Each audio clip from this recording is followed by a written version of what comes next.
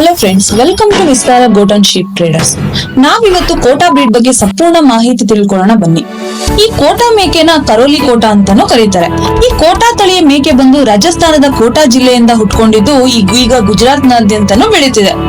ಈ ಕೋಟಾ ಮೇಕೆ ಬಂದು ರಾಜಸ್ಥಾನ ಕೋಟಾ ಜಿಲ್ಲೆಯ ನಾಟಿ ಬ್ರೀಡ್ ಆಗಿದೆ.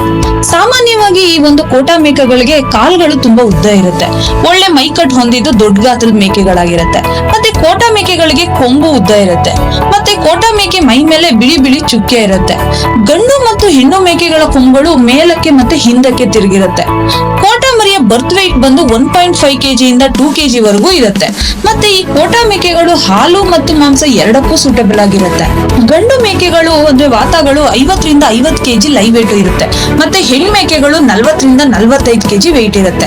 ಈ ಒಂದು ಕೋಟಾ ಮೇಕೆಗಳು ಸಾಕೋದಕ್ಕೆ ತುಂಬಾ ಸುಲಭ, ಮತ್ತೆ ಅಷ್ಟೇ ಲಾಭನೂ ಇರುತ್ತೆ.